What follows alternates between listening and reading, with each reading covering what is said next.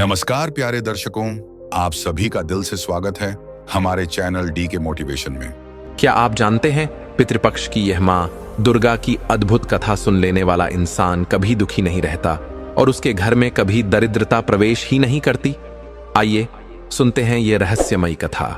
कहते हैं कि इंसान का जीवन केवल उसके अपने कर्मों का फल नहीं होता, बल्कि पूर्वजों के आशीर्वाद और कृपा से भी चलता है।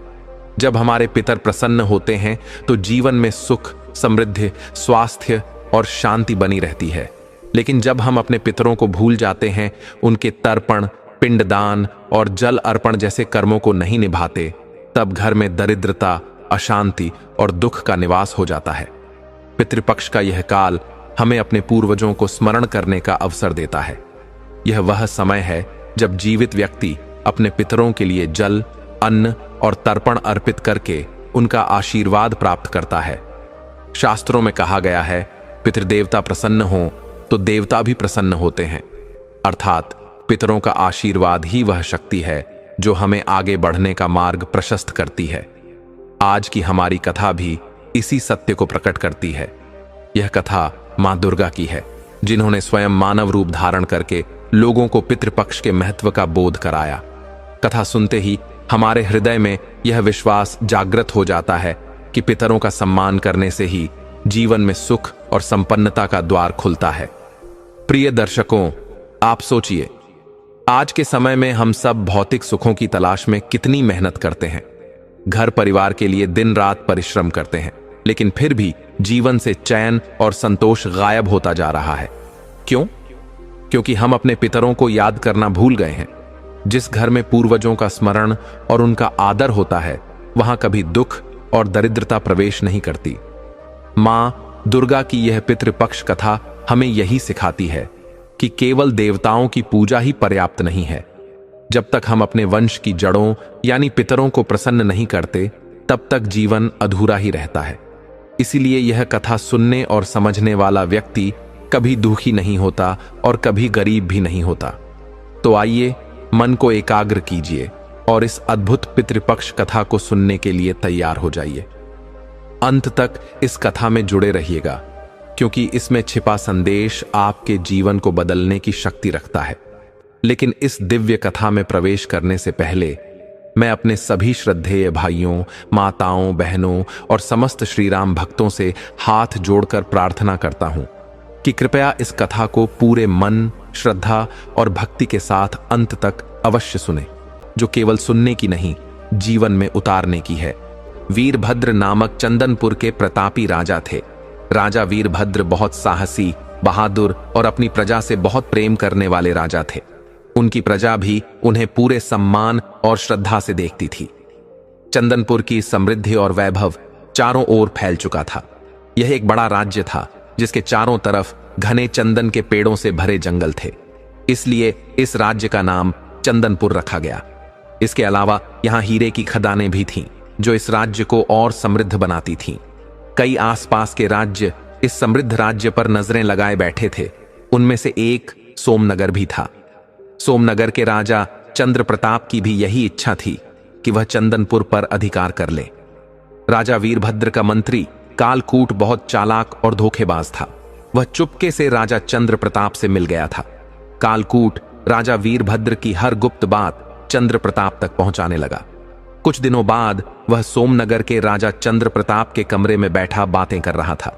राजा वीरभद्र ने उसे कुछ जरूरी काम से भेजा था, लेकिन मंत्री के मन में एक बड़ी साजिश चल रही थी। वह चंद्र प्रताप के साथ मिलकर हमला करने की योजना बना रहा था। राजा चंद्र प्रताप बेचैन होकर बोला, कालकूट, तुमने क्या योजना बनाई है? अब और इंतजार नहीं होता, हमें जल्दी से जल्दी चंदनपुर पर कब्जा करना है। कालकूट ने कहा, महाराज, मैंने राजा वीरभद्र के निजी कमरे की सारी जानकारी ले ली है। उनके कमरे के बाहर जो 2 रक्षक खड़े रहते हैं, उन्हें मैंने रिश्वत देकर अपनी तरफ मिला लिया है। क्योंकि मैं मंत्री हूं, मुझ पर कोई शक नहीं करेगा। मैं राजा से मिलने आए एक दल के नाम पर 10 लोगों को महल के बाग में छिपा दूंगा। अब मैं सेनापति को भी अपने पक्ष में करने की कोशिश कर रहा हूं। हम रात के अंधेरे में हमला करेंगे और राजा, रानी और राजकुमार का अंत कर देंगे। बस अगर सेनापति हमारी तरफ हो जाए तो आधा राज्य हमारा और आधा आपका। राजा चंद्र प्रताप ने कालकूट की योजना को सराहा और खुश होकर बोला, यह योजना सफल होगी, इसमें कोई शक नहीं। तुम्हारी इस योजना से इतने बड़े राज्य पर हमारी जीत तय है। अमावस्या की घोर काली रात थी। चारों तरफ सन्नाटा फैला हुआ था। चंदनपुर के वीर राजा वीरभद्र अपनी रानी सुगंधा और 2 साल के छोटे राजकुमार के साथ गहरी नींद में सोए थे। अचानक उनके कमरे के बाहर हलचल हुई। राजा की नींद टूट गई। बाहर की आवाजें और बढ़ने लगीं और कमरे के दरवाजे पर जोर जोर से धमाके होने लगे। राजा वीरभद्र तुरंत बिस्तर से उठे, दीवार पर टंगी तलवार और ढाल उठा ली। उनके मन ने उन्हें खतरे का संकेत दे दिया था। उन्होंने जल्दी से रानी सुगंधा और राजकुमार को जगाया और बोले, रानी, लगता है हम पर बड़ा संकट आ गया है। शायद दुश्मनों ने हमला कर दिया है। दरवाजा टूटने ही वाला था। राजा ने एक गुप्त दीवार घुमाई, जिससे एक छुपा रास्ता खुल गया। राजा ने रानी से कहा, जल्दी इस रास्ते से निकल जाओ। अगर मैं बचा तो फिर मिलूंगा, नहीं तो हमारे वंश का अंत हो जाएगा। राजकुमार को सुरक्षित ले जाओ। रानी सुगंधा राजा को छोड़कर जाना नहीं चाहती थीं, लेकिन वीरभद्र ने उन्हें जबरदस्ती गुप्त रास्ते से बाहर भेज दिया और दीवार वापस अपनी जगह कर दी। तभी दरवाजा टूट गया और सैनिक अंदर घुस आए। राजा वीरभद्र ने पीछे खड़े मंत्री को देखा और समझ गए कि यही गद्दार है। राजा गरजे, अब समझा, तू ही विश्वासघाती है मंत्री। फिर भयंकर युद्ध शुरू हुआ। जैसा मंत्री ने सोचा था, राजा सोते हुए नहीं बल्कि तैयार मिले। इससे दुश्मनों के लिए मुश्किल हो गई। थोड़ी ही देर में राजा ने कई सैनिकों को मार गिराया, लेकिन तभी मंत्री ने पीछे से वार कर दिया। प्रिय भक्तों, भारी चोट के बाद भी वीरभद्र ने आखिरी वार मंत्री पर कर दिया। तभी राजा चंद्र प्रताप कमरे में आ गया। उसने मंत्री को तड़पते देखा और गुस्से में तलवार से एक जोरदार वार कर दिया।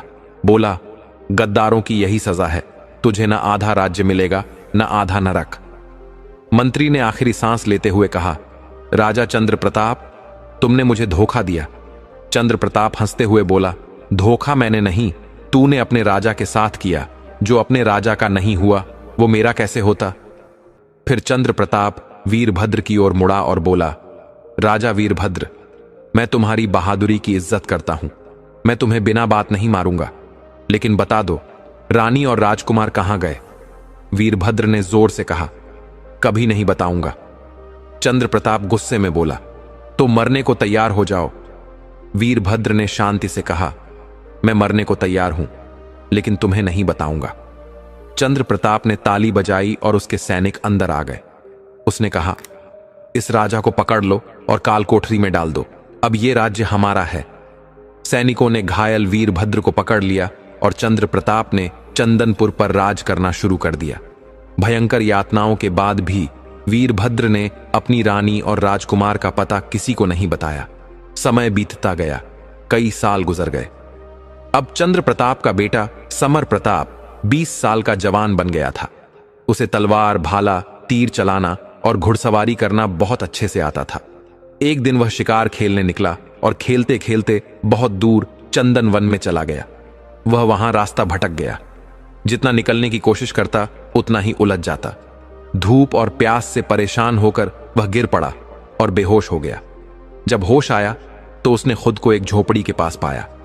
वह घबराकर उठ बैठा और इधर उधर देखा। तभी झोपड़ी से एक बूढ़ा आदमी आया। उसके पीछे एक औरत और एक लड़का था। औरत बोली, वैद्य जी, देखिए इसे क्या हो गया। हम लोग रास्ते में इसे बेहोश पाया तो आपके पास ले आए। वैद्य जी ने समर प्रताप की जांच की और बोले, यह ठीक है, बस भूख प्यास से कमजोर हो गया है। फिर उन्होंने समर से पूछा, बेटा तुम कौन हो, यहां कैसे पहुंचे। समर ने सोचा, अगर असली नाम बता दिया और ये लोग दुश्मन हुए तो मुश्किल हो जाएगी। इसलिए उसने कहा, मैं एक व्यापारी का बेटा हूं, व्यापार के लिए जा रहा था, रास्ता भटक गया। वैद्य जी ने फिर पूछा, अच्छा तुम्हारा नाम क्या है। उस लड़के ने भी पूछा जो उस औरत के साथ था। उसका नाम अरुण था और वह समर की सेवा कर रहा था। समर ने कहा, मेरा नाम समर प्रताप है। वैद्य जी ने उसे दवा दी और बोले, इसे खिला देना और खाना खिलाकर यह ठीक हो जाएगा। समर को पता चला कि वह माधवनगर राज्य में है। उसे खुशी हुई कि उसने असली पहचान नहीं बताई। उसने देखा ये लोग बड़ी मुश्किल से अपना गुजारा कर रहे थे। माँ बाप दिन भर मेहनत करते और जो मिलता उसी से काम चलाते। जब समर ठीक हो गया और जाने लगा तो उसने अरुण से कहा, तुमने मेरी जान बचाई है, मैं तुम्हारा एहसान कभी नहीं भूलूंगा, जो चाहोगे दूंगा। उसने अपनी जेब से 10 सोने की अशर्फियां निकाली और देने लगा, लेकिन उन लोगों ने हाथ जोड़कर कहा, बेटा, हमने तुम्हारी जान लालच में नहीं बचाई है, ये अशर्फियां अपने पास रखो, कभी जरूरत पड़ी तो याद रखना, तुम पर हमारा कोई एहसान नहीं है। प्रिय भक्तों, समर प्रताप उनके निस्वार्थ सेवा भाव से बहुत प्रभावित हुआ और वापस अपने राज्य में चला गया। समर प्रताप तो चला गया, लेकिन 2-3 दिनों तक उसकी सेवा में लगे रहने के कारण मां बेटा काम पर नहीं जा सके थे और अब उनके पास खाने के लिए कुछ भी नहीं बचा था। अरुण ने अपनी मां से कहा, मां, अब हमें कोई काम धंधा करना होगा, ऐसे तो काम नहीं चलेगा। उसकी मां बोली, काम धंधा करने के लिए कुछ पैसे चाहिए होते हैं और हमारे पास तो कुछ भी नहीं है। तब उसकी मां ने झोपड़ी के एक कोने में खुदाई की और एक छोटी सी मटकी निकाली। उसमें 100 सोने की अशर्फियां थीं। मां ने अशर्फियां अरुण को देते हुए कहा, यह मेरी सारी जिंदगी की बचत है, बड़ी मुश्किल से मैंने इसे जोड़ा है ताकि विपत्ति के समय काम आए, इसे लो और अपना कोई काम धंधा शुरू करो। अरुण ने कहा, ठीक है मां, और अशर्फियां लेकर सोचने लगा कि अब इनका क्या किया जाए। किसी दूरस्थ राज्य में एक बड़ा मेला लगने वाला था, जहां दूर दूर से लोग अपनी वस्तुएं बेचने आते थे। अरुण ने अपनी मां से कहा, मां, मैं उस मेले में जाऊंगा और देखूंगा कि हमारे व्यापार के लिए कोई उपयोगी चीज वहां मिलती है या नहीं। उसकी मां बहुत खुश हुई और कहा, ठीक है बेटा, जरूर जाओ। कुछ दिनों बाद मेला लग गया और अरुण वहां पहुंच गया। वह पूरे मेले में घूम घूम कर चीजें देख रहा था, लेकिन उसे कुछ भी खास नहीं लग रहा था। तभी उसने देखा कि एक जगह पर बहुत भीड़ लगी हुई थी।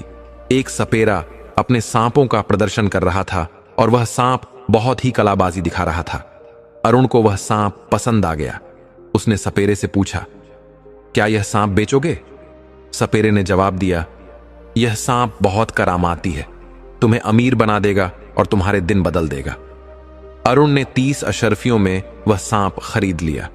सांप की पिटारी लेकर वह आगे बढ़ा और मेले की बाकी चीजें देखने लगा। तभी उसने देखा कि एक पिंजरे में एक सुंदर तोता बैठा है। अरुण ने तोते वाले से पूछा, क्या यह तोता बेचोगे? यह मुझे बहुत पसंद है। दुकानदार ने अरुण की उम्र और उसकी इच्छा को देखते हुए कहा, यह तोता बहुत करामाती है, तुम इसे खरीद लो। असल में दुकानदार अरुण को ठगना चाहता था। अरुण ने पूछा, कितने का है? दुकानदार ने कहा, यह 50 अशर्फियों का है। अरुण बोला, मेरे पास 30 अशर्फियां हैं, क्या तुम इसे इतने में बेच सकते हो? दुकानदार ने कहा, ठीक है, और अरुण ने वह तोता खरीद लिया। अरुण बहुत खुश था और आगे बढ़ते हुए उसने देखा कि एक अद्भुत रंग की बिल्ली बैठी है। कई जानवर थे, लेकिन ऐसी बिल्ली उसने पहले कभी नहीं देखी थी। उसे वो बिल्ली भी बहुत पसंद आ गई। अरुण वैसे भी पशु पक्षियों का प्रेमी था, इसलिए वह भूल गया कि उसकी मां ने उसे अशर्फियां किस काम के लिए दी थीं। उसने बिल्ली की कीमत पूछी। दुकानदार ने कहा, यह बिल्ली 50 अशर्फियों की है। अरुण के पास अब सिर्फ 40 अशर्फियां बची थीं, लेकिन उसने वह बिल्ली 40 अशर्फियों में खरीद ली और अपने घर लौट आया। उसकी मां बड़ी बेसब्री से उसका इंतजार कर रही थी, सोच रही थी कि उसका बेटा कोई फायदे की चीज लेकर आएगा और कोई व्यापार करेगा। प्रिय भक्तों, जब मां ने देखा कि अरुण हाथ में सांप की पिटारी, तोते का पिंजरा और गोद में बिल्ली लेकर लौट रहा है, तो उसने आश्चर्य से पूछा, बेटा, ये सब क्या है? इन्हें क्यों ले आए हो? ये कहां से मिले? अरुण ने सरलता से बताया, मां, मैंने इन्हें खरीदा है। मां ने फिर पूछा, कितने में खरीदा? अरुण बोला, मां, मैंने इन्हें 100 अशर्फियों में खरीदा।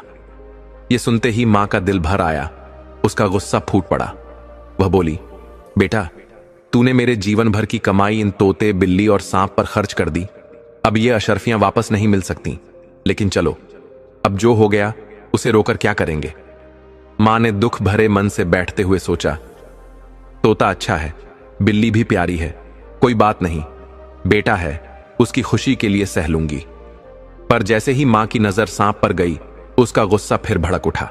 वह बोली, इस सांप को अभी छोड़ कर आओ, यह घर में नहीं रहेगा। अरुण बोला, ठीक है मां, मैं इसे छोड़ आता हूं, लेकिन तोता और बिल्ली रहेंगे। मां ने सिर हिलाया, हां, इन्हें रख सकते हो। अरुण सांप की पिटारी लेकर जंगल की ओर चल पड़ा। घने जंगल में पहुंचकर उसने पिटारी खोली और सांप को जमीन पर छोड़ दिया। अरुण बोला, मित्र, तुम्हारा और मेरा सफर यहीं तक था। मैं मजबूर हूं, तुम्हें छोड़ना नहीं चाहता था, लेकिन मां को भी दुखी नहीं कर सकता। अचानक अरुण चौंक गया जब उसने सुना कि कोई बोला, मित्र, जब तुम मुझे छोड़ रहे हो तो कृपया मुझे मेरे देश तक छोड़ दो, ताकि मैं अपने घर पहुंच सकूं, क्योंकि मैं खुद वहां नहीं जा सकता। अरुण ने इधर उधर देखा और चकित होकर पूछा, यह कौन बोल रहा है? क्या सांप भी बोल सकता है? सांप बोला, मत डरो दोस्त, मैं कोई साधारण सांप नहीं हूं। मैं सांपों के राजा वासुकी का बेटा सारंग हूं। मुझे आर्षि का श्राप मिला हुआ है, इसलिए मैं अपने घर नहीं लौट सकता। अरुण की जिज्ञासा बढ़ गई। उसने पूछा, कैसा श्राप?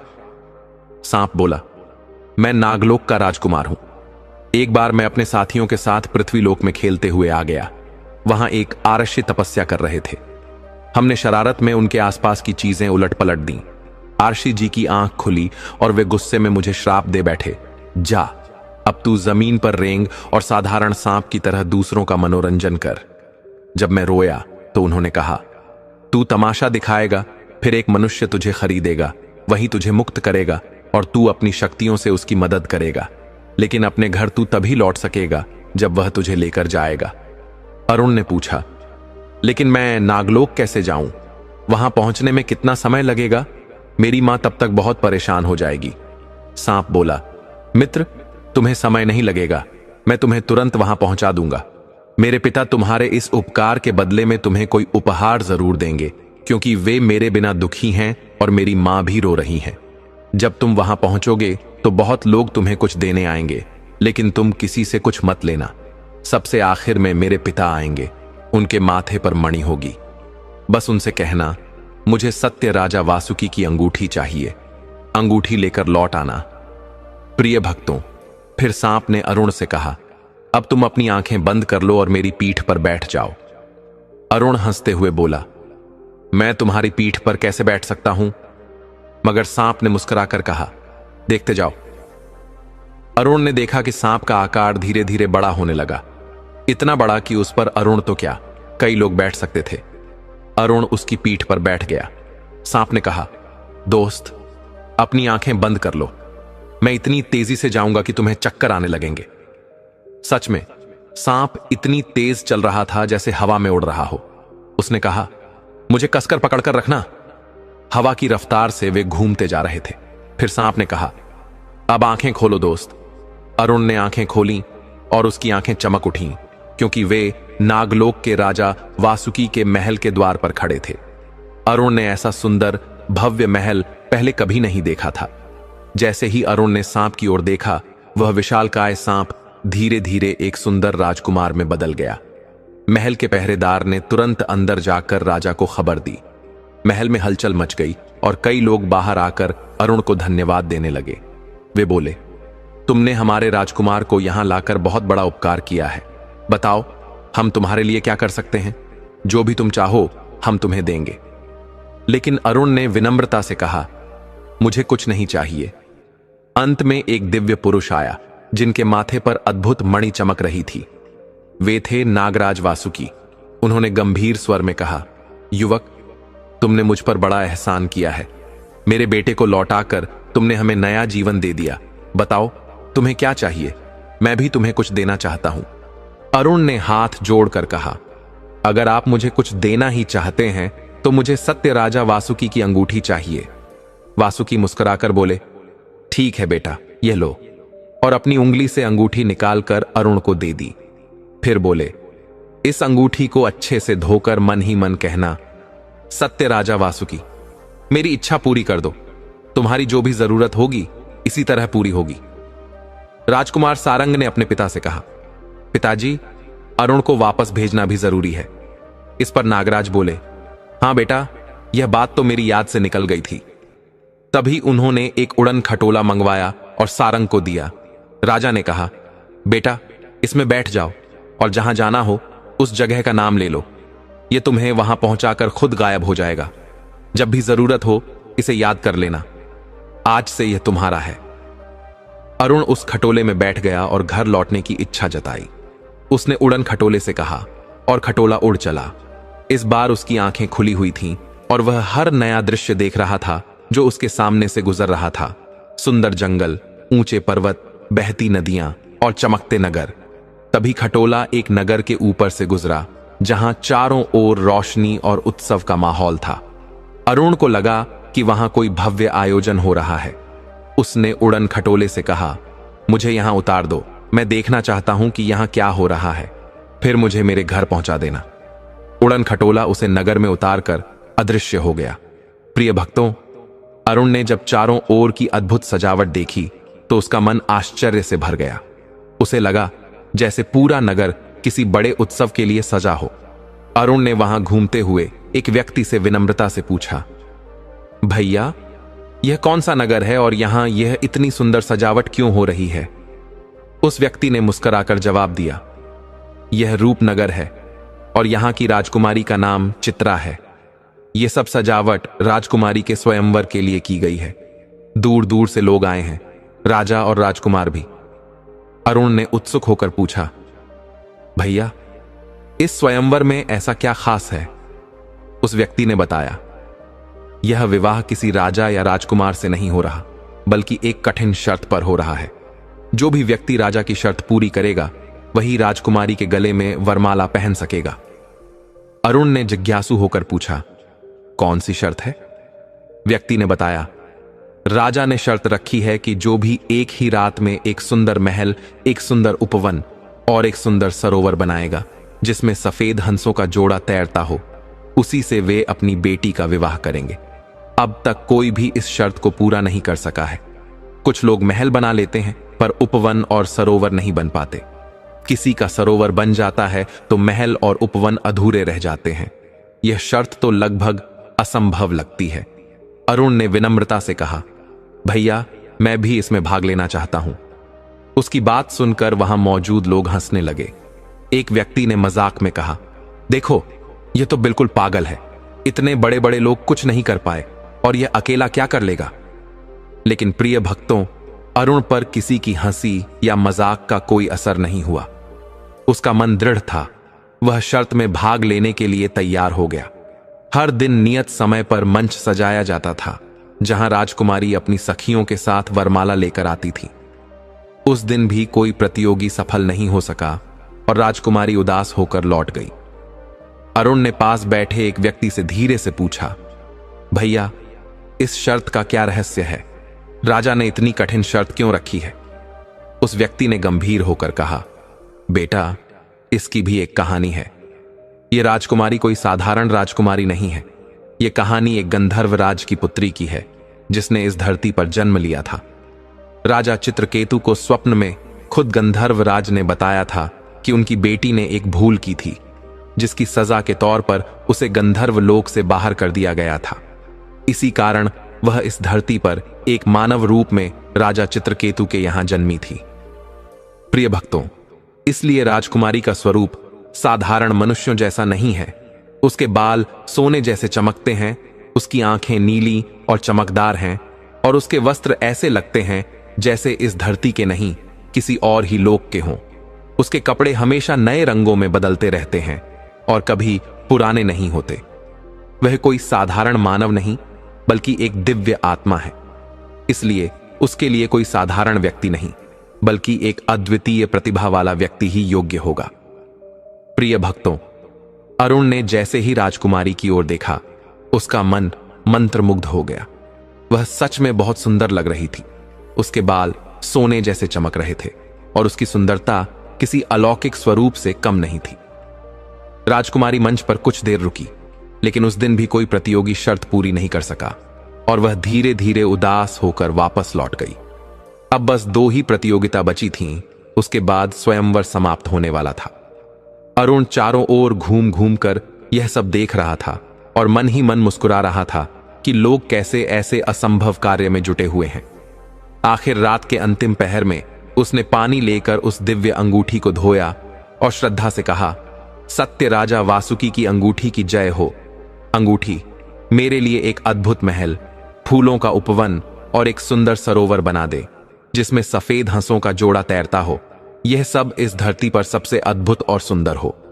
जैसे ही उसने यह कहा, एक गगनचुंबी महल बनकर तैयार हो गया जो तरह तरह के रत्नों से जड़ा हुआ था और चारों ओर अद्भुत चमक फैला रहा था। महल की ऊंची मीनारें आकाश को छू रही थीं और उसका बगीचा दुर्लभ फूलों से खिला हुआ था जिनकी खुशबू पूरे वातावरण में फैल रही थी। उस पर उड़ती रंग बिरंगी तितलियां और मधुर स्वर में गाते पक्षी उस उपवन को स्वर्ग जैसा बना रहे थे। संगमरमर की सुंदर मूर्तियों वाले फव्वारे और हरे भरे वृक्षों पर लिपटी लताएं उस उपवन की शोभा बढ़ा रही थीं। वहीं पास में एक सुंदर सरोवर भी था जिसके किनारे सुंदर पेड़ खड़े थे। उस सरोवर में सफेद हंसों का जोड़ा तैर रहा था। जिसने भी यह दृश्य देखा उसकी आंखों को विश्वास नहीं हुआ कि यह सब इस धरती पर संभव हो सकता है। जब लोगों को पता चला कि यह सब अरुण ने रचाया है तो वे चकित रह गए। सब उसे घेर कर पूछने लगे, भाई क्या तू कोई जादूगर है? जो लोग पहले उसकी हंसी उड़ा रहे थे वे अब हैरान होकर पूछ रहे थे, भाई तू कौन है? लेकिन अरुण बस मुस्कुरा रहा था, कुछ कह नहीं पा रहा था। सभी ने उसे चमत्कारी माना क्योंकि ऐसे लोग अक्सर अपनी पहचान छुपाकर रखते हैं। जब यह समाचार राजा चित्रकेतु तक पहुंचा तो वे खुशी से झूम उठे। राजमहल में भी यह खबर पहुंच गई और राजकुमारी चित्रा बहुत प्रसन्न हो गई। अब उसके स्वयंवर और जयमाला के भव्य आयोजन की तैयारी होने लगी। आज सभास्थल की सजावट अत्यंत अद्भुत थी। विभिन्न वाद्य यंत्र बज रहे थे, नृत्य और गायन का आयोजन हो रहा था। राजकुमारी धीरे धीरे चलती हुई मंच पर आ रही थी। उसके पीछे पीछे उसकी सखियां फूलों की थाल लेकर चली आ रही थीं। पुष्प वर्षा के बीच राजकुमारी मंच पर आई और उसने सामने खड़े हुए अरुण को देखा। अरुण अब बहुमूल्य वस्त्रों में सजा हुआ था और उसकी सुंदरता देखकर सभी लोग उसकी प्रशंसा करने लगे। राजकुमारी चित्रा ने अरुण के गले में वरमाला डाल दी और उनके विवाह का आयोजन बड़ी धूमधाम से संपन्न हुआ। प्रिय भक्तों, राजा चित्रकेतु की एकमात्र संतान उनकी पुत्री राजकुमारी चित्रा थी। राजा ने अरुण को अपने साम्राज्य का उत्तराधिकारी घोषित कर उसका राज तिलक कर दिया। अब अरुण राजा बन चुका था। अरुण ने अपने उड़न खटोले में बैठकर कहा, मुझे मेरे घर ले चलो जहां मेरी मां मेरी राह देख रही है। उड़न खटोला अरुण को लेकर उसके राज्य माधवनगर पहुंचा और वहीं उतार दिया। उसकी मां का बुरा हाल था। वह रो रो कर बेहाल हो गई थी। वह सोच रही थी कि उसके बेटे का क्या हुआ होगा जो सांप को छोड़ने गया था और फिर लौटकर नहीं आया। कहीं सांप ने उसे काट तो नहीं लिया। जैसे ही अरुण राजसी वस्त्रों में खटोले से नीचे उतरा, उसकी मां ने उसे देखा तो एक पल के लिए पहचान ही नहीं पाई। अरुण दौड़ता हुआ अपनी मां के चरणों में गिर पड़ा और बोला, मां, मैं तुम्हें लेने आया हूं। मां ने उसे अपने आलिंगन में भर लिया। उसका सिर चूमते हुए बोली, बेटा तू कहां चला गया था? मैं तो तेरे लिए बहुत परेशान हो गई थी। अरुण ने मां को सारी कथा सुनाई और बोला, चलो मां, अब अपने महल में चलते हैं। मां और बेटा उड़न खटोले में बैठ गए। मां ने अपनी प्यारी बिल्ली और तोते का पिंजरा भी साथ रख लिया। मां ने इतने दिनों तक बिल्ली की सेवा की थी और तोता भी खुशी खुशी अपनी मीठी बोली में उससे बातें कर रहा था। उड़न खटोला सबको लेकर रूपनगर पहुंचा और वहां उतार दिया। फिर वह अदृश्य हो गया। सब लोग वहां आनंद पूर्वक रहने लगे, पर रानी चित्रा का मन अपने पुराने धर्मनगर की स्मृतियों में उलझा रहता था। अरुण ने कई बार पूछा, मां, तुम्हें क्या याद आता है? लेकिन चित्रा ने कुछ नहीं बताया। उसे मालूम था कि महल के सरोवर के पास की नदी दूर दूर तक नगरों और निर्जन वनों को पार करती जाती है, जहां उसकी पुरानी सखियां और गंधर्व रहते थे। वे अक्सर नदी में स्नान करने आती और चित्रा उन्हें याद कर करके उदास हो जाती। उसकी सखियां उसकी सुंदरता की, खासकर उसके सोने जैसे चमकते केशों की बहुत प्रशंसा करती थीं। जब वह सरोवर में अपनी दासियों संग स्नान करती और उसके बाल टूट जाते तो वह उन्हें कमल के फूलों की पत्तियों में लपेटकर नदी में बहा देती, यह सोचकर कि शायद वे पत्तियां उसकी सखियों तक पहुंच जाएं और उन्हें उसकी याद दिला दें। चित्रा जानती थी कि जादुई सरोवर के दुर्लभ कमलों में लिपटे हुए बाल कभी नष्ट नहीं हो सकते। एक दिन स्नान करते हुए उसके कुछ केश टूट गए। उसने उन्हें पत्तियों में लपेटा और नदी की धारा में छोड़ दिया। नदी बहती गई। नगरों, गांवों और वनों को पार करती हुई वे पत्तियां चंदनपुर के राजकुमार समर प्रताप तक पहुंची, जो उस समय जंगल में शिकार करने आया था। प्यास से व्याकुल होकर राजकुमार नदी पर पानी पीने गया। जब उसने अंजलि भरकर जल पिया और खड़ा हुआ तो उसकी दृष्टि उन बहती पत्तियों पर पड़ी। उसने उन्हें उठाया, खोला तो चमकते हुए सोने के केश देखकर चकित रह गया। भला ये किसके बाल हो सकते थे? लेकिन उन बालों में ऐसी दिव्य आभा थी कि राजकुमार जितना सोचता उतना ही उनके मोह में बंधता जाता। धीरे धीरे उसके हृदय में एक नई कल्पना जन्म लेने लगी। बालों के स्वामी या स्वामिनी की छवि उसके मन में बस गई। जब वह घर लौटा तो उसके हृदय में एक अनजानी विरह व्यथा उठने लगी, जैसे कोई दिव्य शक्ति उसे पुकार रही हो, उसे अपने ओर खींच रही हो। वह दिन रात उसी लड़की की कल्पना में खोया रहता, जिसकी झलक उसे उस एक अद्भुत बाल के माध्यम से मिली थी। वह स्वर्ण जैसे चमकते बाल। उसने खुद को एकांत में समेट लिया, किसी से कोई बात न करता, मानो उसकी सारी दुनिया अब बस उसी रहस्यमयी कन्या के इर्द गिर्द घूमती हो, जिसके बाल स्वर्णमय थे। दिल में हर पल यही विचार आता कि जिसके बाल इतने सुनहरे हैं, वह स्वयं कितनी अनुपम, कितनी अलौकिक सुंदरता वाली होगी। राजकुमार समर प्रताप की इस स्थिति को देखकर उसके पिता महाराज चंद्र प्रताप बहुत चिंतित हो उठे। उन्होंने सुना कि समर प्रताप ने तो खाना पीना तक छोड़ दिया है। वे उसे अपने पास बुलाकर बोले, बेटा क्या बात है, क्यों तुम इतने व्याकुल और दुखी हो? समर प्रताप ने विनम्रता से सिर झुकाकर कहा, पिताजी, मैं विवाह उसी कन्या से करूंगा जिसके बाल स्वर्ण जैसे हैं।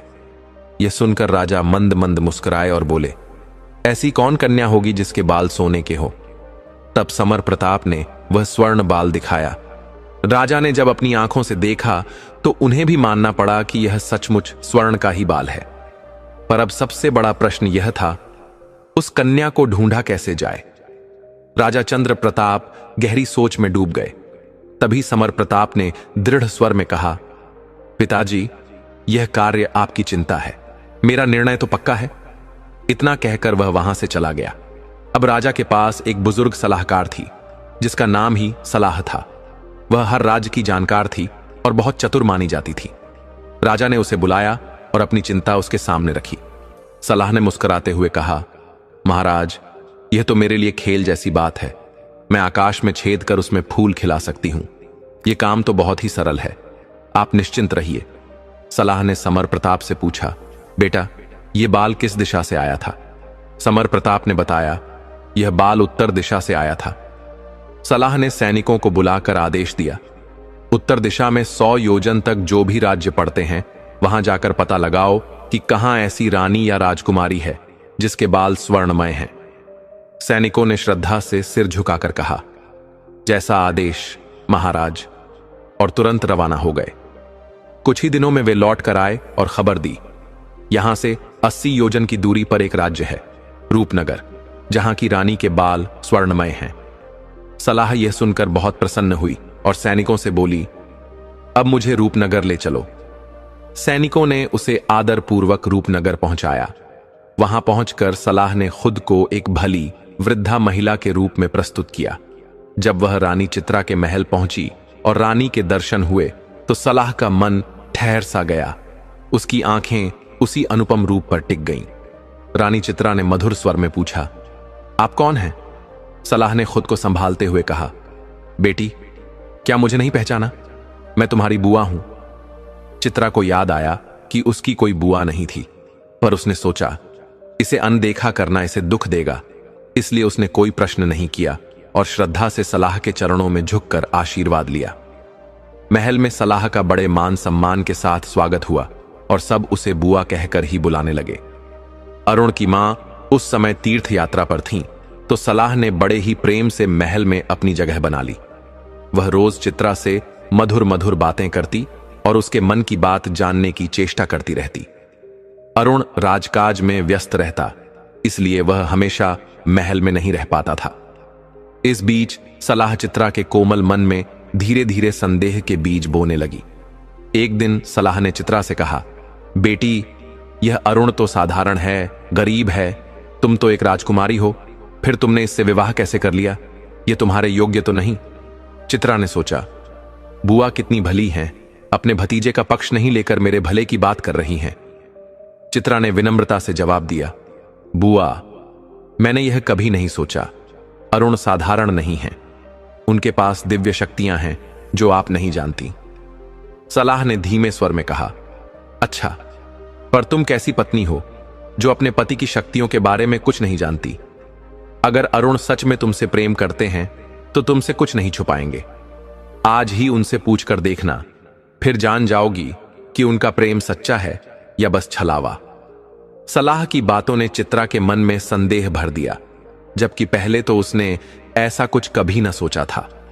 अब वह व्याकुल हो उठी अपने स्वामी की परीक्षा लेने को। क्या सच में अरुण का प्रेम सच्चा है या केवल दिखावा? एक दिन अवसर पाकर चित्रा ने अरुण से धीरे से पूछा, स्वामी, आप मुझसे कितना प्रेम करते हैं? अरुण ने थोड़ी मुस्कान के साथ और आश्चर्य से कहा, चित्रा, यह कोई पूछने की बात है? मैं तुमसे अत्यंत प्रेम करता हूं। इस पर चित्रा ने कहा, तो फिर स्वामी, आपने मुझसे यह क्यों छुपाया कि आपने रातों रात महल, सरोवर और बाग कैसे बना लिए? अरुण ने हंसते हुए कहा, अरे, तुमने कभी पूछा ही नहीं और मुझे याद नहीं रहा बताने को। इसमें कौन सी बड़ी बात है? मेरे पास एक चमत्कारी अंगूठी है जिससे जो भी मांगो मिल जाता है। यह सुनकर चित्रा का हृदय प्रसन्नता से भर गया। अगले दिन वह दौड़ती हुई सलाह के पास पहुंची और बोली, बुआ जी, आप तो मुझे व्यर्थ शक करा रही थीं। उन्होंने स्वयं ही बता दिया कि उनके पास एक चमत्कारी अंगूठी है जिससे सब कुछ हुआ। सलाह ने चौंक कर बड़ी बड़ी आंखें की और कहा, और तुमने उनसे यह नहीं कहा कि वह अंगूठी तुम्हें दे दें? चित्रा हंसकर बोली, मैं उस अंगूठी का क्या करूंगी? जैसे उनके पास है वैसे ही मेरे पास है। सलाह ने समझाते हुए कहा, अरे नहीं बेटी, बड़ा अंतर है। अगर तुम्हें कभी किसी चीज की आवश्यकता हो और तुम्हारे पास अंगूठी हो तो तुम तुरंत उसे पा सकती हो। वैसे भी अरुण राजकाज में लगा रहता है, तुम्हारे पास रहना ज्यादा उचित होगा। पर असली बात यह है, वह तुम्हें अंगूठी देगा या नहीं, यह देखना भी चाहिए। चित्रा आत्मविश्वास से बोली, वे मुझे अंगूठी अवश्य देंगे, इसमें कोई संदेह नहीं। सलाह ने मुस्कुराकर कहा, बेटी, विश्वास और सच्चाई में अंतर होता है, एक बार आजमा कर देख लो। चित्रा ने अपने स्वामी अरुण से कहा, स्वामी, वह चमत्कारी अंगूठी मुझे दे दीजिए, मैं उसका उपयोग करना चाहती हूं। अरुण ने मुस्कुराते हुए कहा, अरे, इसमें कौन सी बड़ी बात है?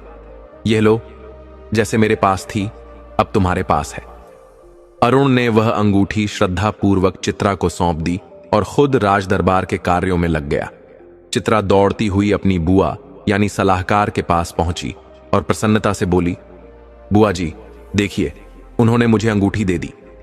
सलाहकार ने अपनी योजना सफल होते देख भीतर ही भीतर प्रसन्नता अनुभव की और मुस्कुराकर पूछा, बेटी, लेकिन इसका उपयोग कैसे होगा? चित्रा ने थोड़ा संकोच से कहा, मैंने तो यह पूछा ही नहीं। सलाहकार ने सिर पर हाथ मारते हुए कहा, अरे बेटी, फिर इस अंगूठी का क्या लाभ? यदि तुम्हें इसका उपयोग ही नहीं आता तो इसका क्या करोगी? तब चित्रा को अपनी भूल का एहसास हुआ और वह धीरे से बोली, हां बुआ, आप बिल्कुल सही कह रही हैं, अगली बार मैं उपयोग की विधि भी पूछ लूंगी। इसके बाद चित्रा अपनी दासियों के संग फूलों से सजे सुंदर बाग में टहलने चली गई। उसी समय अरुण दरबार का कार्य निपटाकर महल लौटा, लेकिन चित्रा को वहां न पाकर उसने दासियों से पूछा। दासियों ने बताया, स्वामी, रानी जी बाग में टहल रही हैं। अरुण भी बाग में चला गया और चित्रा के साथ बैठकर मधुर बातें करने लगा। अरुण बोला, राजा बनना भी कैसा कठिन काम है, अपने लिए तो समय ही नहीं बचता। हम दोनों कभी शांति से बैठकर बात भी नहीं कर पाते। फिर हंसते हुए पूछा, अच्छा ये बताओ, तुम मुझे कितना प्रेम करती हो? चित्रा थोड़ी लजाते हुए बोली, स्वामी, यह भी कोई पूछने की बात है? बहुत प्रेम करती हूं, कहीं ऐसा तो नहीं कि आप मुझे भूलकर किसी और को याद करने लगें। अरुण हंसकर बोला, कैसी बातें कर रही हो, आज तुम कुछ अलग ही लग रही हो। फिर थोड़ा गंभीर होकर बोला, चित्रा, यदि कभी कोई मुझसे तुम्हें छीन ले तो तुम क्या करोगी? चित्रा ने मधुर स्वर में उत्तर दिया, जो होगा देखा जाएगा, लेकिन इतना निश्चित है कि मैं आपको छोड़कर कभी किसी और से प्रेम नहीं करूंगी। अरुण यह सुनकर आनंद से भर गया। चिड़ियों की मधुर चहचहाट और फूलों की सुगंध भरी हवाओं में दोनों ने अपना मन बहा दिया। तभी चित्रा को अचानक वह अंगूठी वाली बात याद आई और उसने पूछा, स्वामी, आपकी चमत्कारी अंगूठी का उपयोग कैसे होता है? अरुण मुस्कुराते हुए बोला, आओ मैं तुम्हें दिखाता हूं। उसने चित्रा से अंगूठी ली, सरोवर का जल लेकर उसे धोया और प्रेम पूर्वक कहा, सत्य राजा वासुकी की अंगूठी, चित्रा के लिए जुड़ा हुआ हार ले आओ। तुरंत ही एक अद्भुत चमकदार हार प्रकट हो गया, जिसे अरुण ने बड़े स्नेह से चित्रा के गले में पहना दिया।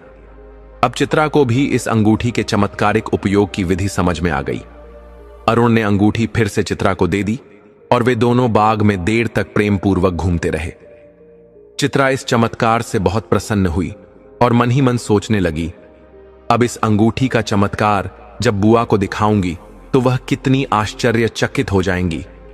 चित्रा ने अगले दिन अपनी भोली सरलता में सलाह खान से मिलकर सरोवर के किनारे जाकर उस चमत्कारी अंगूठी का सारा रहस्य बता दिया। सलाह खान ने भोली बनते हुए मधुर स्वर में कहा, क्या सच में ऐसा हो सकता है बेटी? चित्रा ने विश्वास से कहा, क्यों नहीं हो सकता बुआ, अगर लाभ दिखाना हो तो इसे बस धोकर देख लो। सलाह खान के कहने पर चित्रा ने वह अंगूठी उसकी हथेली में दे दी। सलाह खान ने श्रद्धा का दिखावा करते हुए अंगूठी को जल में धोया और बोली, सत्य राजा वासुकी की अंगूठी की जय हो। सत्य राजा, मुझे एक उड़न खटोला चाहिए जो मुझे और चित्रा को तुरंत चंदनपुर ले जाए। क्षण भर में ही वहां एक अद्भुत उड़न खटोला प्रकट हो गया, जिसे देखकर चित्रा विस्मित रह गई। सलाह खान ने हंसते हुए चित्रा का हाथ पकड़ा और उसे भी खटोले में बैठा लिया। आओ बेटी, आज सैर करेंगे, तुम्हें अपना घर दिखाऊंगी। चित्रा के मन में प्रसन्नता की लहर दौड़ गई। उसे लगा आज वह अपनी बुआ का घर देख पाएगी। उड़न खटोला दोनों को लेकर चंदनपुरा पहुंचा और जैसे ही वे उतरे वह अदृश्य हो गया। अब चित्रा एक भव्य बाग में बने अद्भुत महल में खड़ी थी, जो पहले से ही सलाह खान की योजना का हिस्सा था। सलाह खान ने अब अपनी असली रूप प्रकट किया। बुआ वाला चेहरा हटाकर वह हंसते हुए बोली, मूर्ख लड़की, कैसा मेल, कैसा घर, अब से यही तेरा घर है, अंगूठी को भूल जा। चित्रा को सच्चाई समझ आ गई। उसे छल से यहां लाकर फंसा दिया गया था और यह औरत कोई बुआ नहीं बल्कि एक मायावी ठगनी थी। उसका हृदय रोने लगा, पर उसकी पुकार कोई न सुन सका। उधर सलाह खान दौड़ती हुई राजा के दरबार में पहुंची और बोली, महाराज, मैंने आपका कार्य पूरा कर दिया है। सोने के बालों वाली रानी को मैं यहां ले आई हूं। अब जल्दी से राजकुमार समर प्रताप को बुलवाइए ताकि आगे की योजना बता सकूं।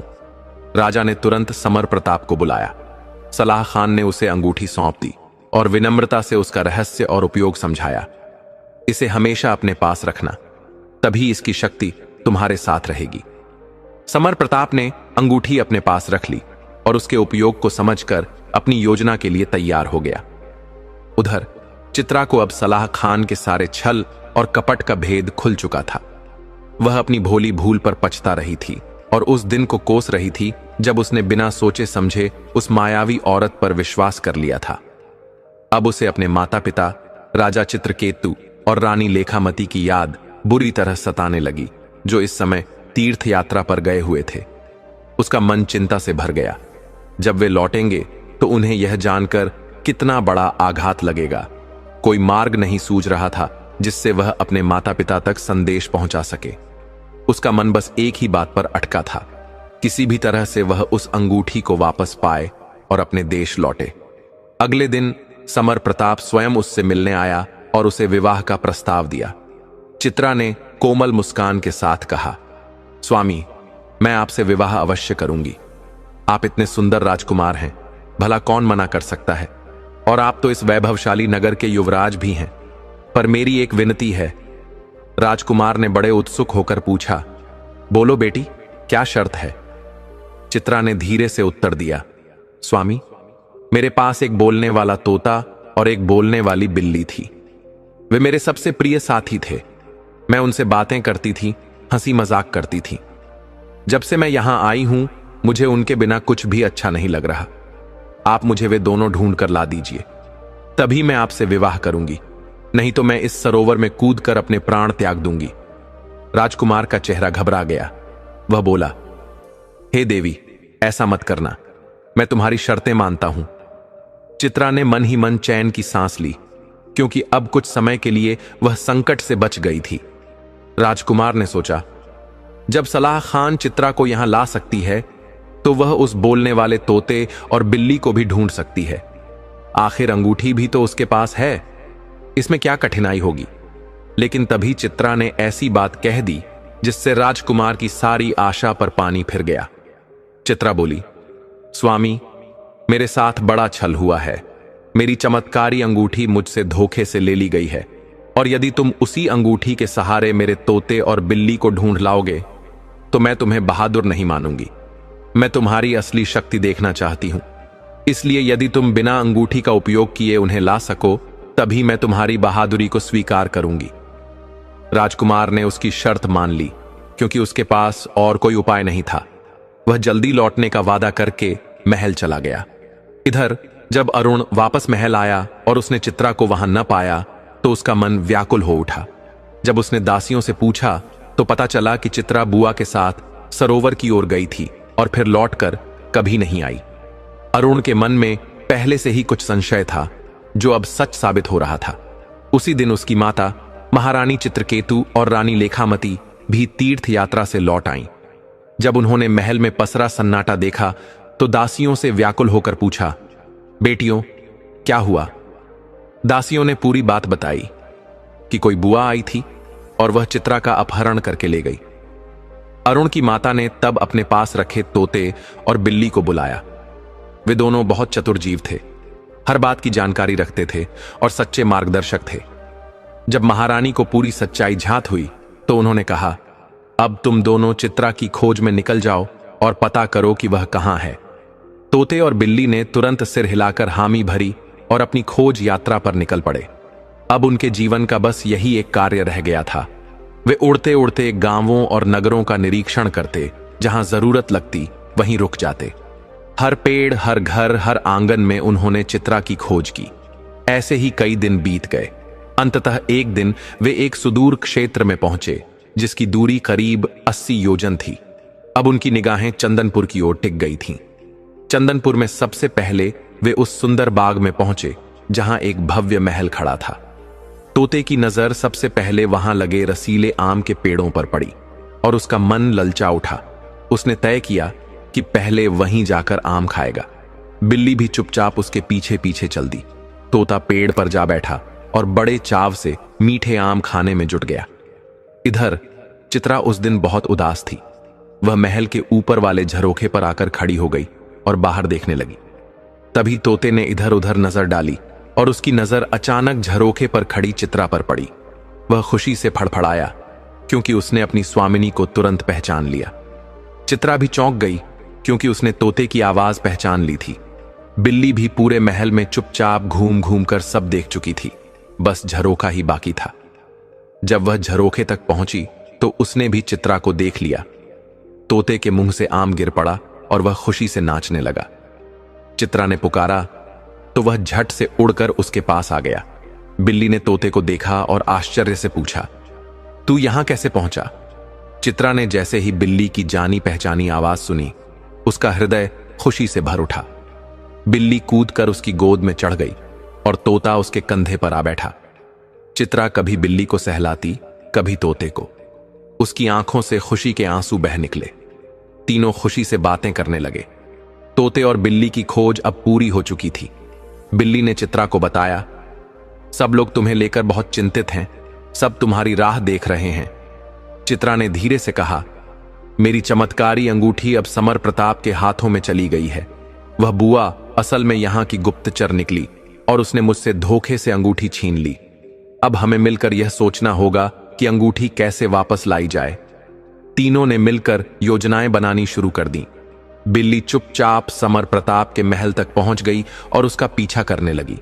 उसने देखा कि समर प्रताप दिन भर अंगूठी को अपने हाथ में पहने रखता है और रात को उसे अपने मुंह में रखकर सोता है।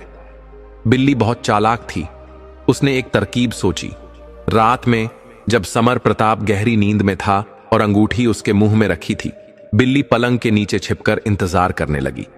तभी उसने देखा कि चूहों की बारात वहां से निकल रही है।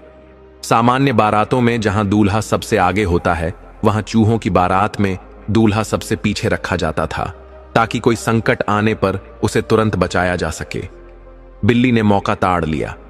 उसने चुपके से झपटा मारा और दूल्हे चूहे को अपने मुंह में पकड़ लिया। यह देख चूहों का राजा और रानी रोते हुए बिल्ली के आगे आए और बोले, हे देवी बिल्ली, यह हमारा इकलौता पुत्र है। हम उसका विवाह कराने का स्वप्न देख रहे थे। कृपा करके उसे छोड़ दो, बदले में तुम हमें खा सकती हो। बिल्ली ने कोमल स्वर में कहा, मुझे तुम्हें नहीं खाना है, बस मेरा एक काम कर दो, फिर मैं इसे छोड़ दूंगी। चूहों के राजा और रानी व्याकुल होकर बोले, बताओ देवी, कौन सा काम? हम तो अपनी जान भी दे सकते हैं, बस हमारे बेटे को छोड़ दो। बिल्ली ने मुस्कुराकर कहा, जान देने की जरूरत नहीं, बस इस राजकुमार की नाक में अपनी पूंछ डाल दो। चूहे बोले, अरे ये कौन सा बड़ा काम है? तुरंत ही चूहों के राजा और रानी ने अपनी पूरी सेना को आदेश दे दिया। सारे चूहे पलंग पर चढ़ गए और समर प्रताप की नाक में अपनी पूंछ डालने लगे। राजकुमार को जोर जोर से छींक आने लगी। वह हड़बड़ाकर चीखने लगा।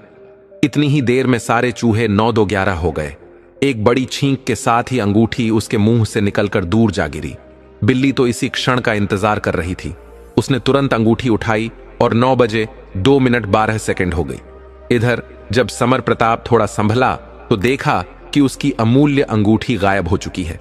उसने सारा कक्ष छान मारा, मगर अंगूठी का कहीं नामो निशान नहीं मिला। वह बेचैन हो उठा, आसमान पाताल एक कर डाला, सारे नौकरों को बुलाकर हाहाकार मचा दिया। धीरे धीरे यह खबर पूरे महल में फैल गई कि राजकुमार की चमत्कारी अंगूठी खो गई है। यह खबर सलाह खान तक भी पहुंच गई। वह घबराकर बोली, यह तो बड़ी अनहोनी हो गई। जल्दी से चित्रा के महल की ओर बढ़ो, वरना वह यहां से भाग निकलेगी। यह जरूर उसकी कोई चाल है। उधर चित्रा के महल की ओर बिल्ली दौड़ती चली आ रही थी। तभी एक आदमी जो पशु पक्षियों का व्यापारी था, उसकी सुंदरता और अनोखे रूप को देख उसकी ओर लपका। उसने तुरंत बिल्ली को पकड़ लिया। तोता जो पास ही था यह सब देख रहा था।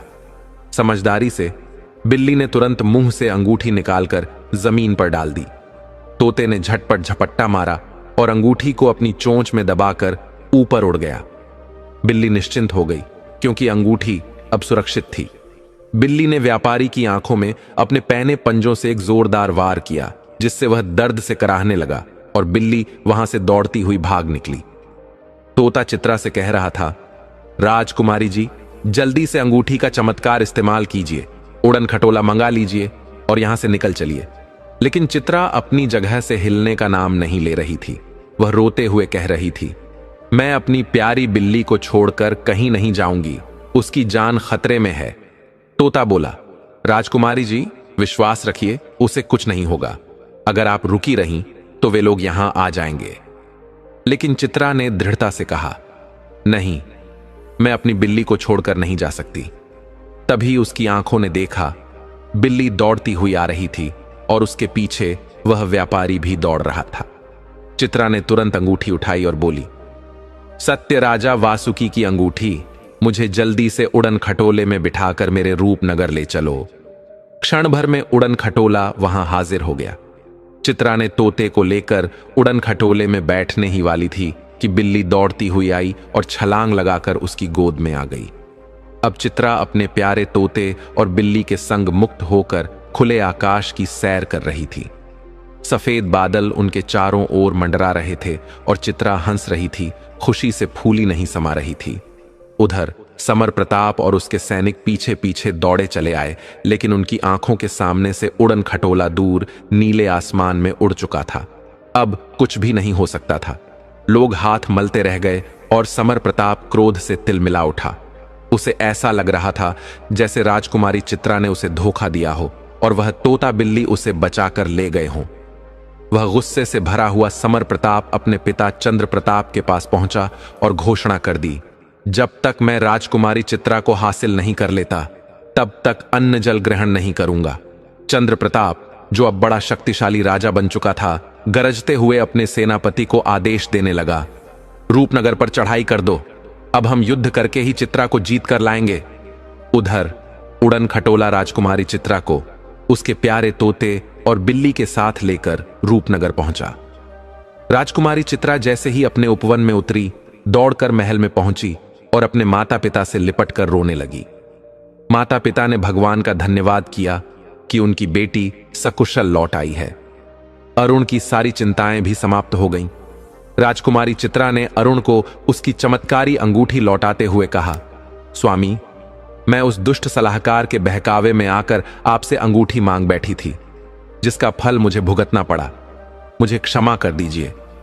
अरुण ने मुस्कुराते हुए कहा, यह तो उस दुष्ट के बहकावे का परिणाम था, इसे एक बुरे स्वप्न की तरह भूल जाओ। लेकिन जैसे ही चंदनपुर का नाम लिया गया, अरुण की माता महारानी सुगंधा क्रोध से भर उठी।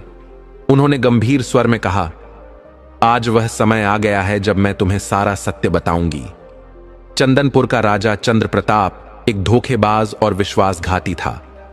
उसने हमारे मंत्री के साथ मिलकर रात के अंधेरे में हमला किया, जिसमें तुम्हारे पिता महाराज वीरभद्र वीरता से लड़ते हुए घायल हो गए। मुझे एक गुप्त रास्ते से निकाल दिया गया और महाराज ने मुझसे वचन लिया कि मैं तुम्हारे वंश की रक्षा करूंगी। उनके अंतिम समय में मैं तुम्हें वहां से सुरक्षित निकाल पाई। मेरा नाम सुगंधा है और मैं चंदनपुर की महारानी थी। तुम बेटा राजकुमार अरुण हो। यह सुनकर चित्रा और रानी लेखामती अत्यंत प्रसन्न हो गईं। दोनों ने कहा, हमें तो पहले दिन से ही आभास था कि यह कोई साधारण युवक नहीं बल्कि राजकुमार है। इसके चेहरे पर राजसी तेज और प्रतिभा झलकती है। चित्रकेतु ने गहरी सांस लेकर कहा, चंद्र प्रताप एक दुष्ट और कपटी व्यक्ति है। उसका पुत्र समर प्रताप भी उसी मार्ग का अनुयायी है। अपनी सेना को तुरंत युद्ध के लिए तैयार करो। चित्रकेतु के आदेश पर अरुण ने अपनी सेना को युद्ध के लिए सुसज्जित किया। चित्रकेतु की आशंका सच निकली। चंदनपुर से एक दूत आया और बोला, राजकुमारी चित्रा को हमारे हवाले कर दो, वरना हम तुम्हारे राज्य पर आक्रमण करेंगे और उसे छीन कर ले जाएंगे। अरुण ने तीखे स्वर में उत्तर दिया, आक्रमण तुम क्या करोगे? आक्रमण तो हम खुद ही करेंगे। इसके बाद राजा चित्रकेतु और राजकुमार अरुण भारी सेना के साथ चंदनपुर की ओर कूच कर गए। सीमा पर पहुंचकर उन्होंने अपना शिविर स्थापित किया। चंदनपुर का शत्रु माधवनगर का राजा विक्रम सिंह भी आकर रूपनगर की सेना में शामिल हो गया। वही माधवनगर जहां अरुण का पूरा बचपन बीता था, अब एक भीषण युद्ध छिड़ गया। कई दिनों तक चले इस संग्राम में रूपनगर की सेना ने चंदनपुर की सेना को पराजित कर दिया। अरुण महल में घुस आया और चंद्र प्रताप को, जो अपने शयन कक्ष में छिपा हुआ था, गिरफ्तार कर लिया। जब वह बाहर निकला तो समर प्रताप तलवार लेकर सामने आ गया। अब वह अकेला रह गया था, लेकिन जैसे ही उसने अरुण को देखा, हैरान रहकर बोला, अरे तू वही भिखारी मजदूर है? तू चित्रा का पति और मेरा शत्रु निकला। तुझे तो शर्म आनी चाहिए। मैंने एक बार तेरी जान बख्शी थी और तूने कहा था कि जीवन भर याद रखेगा।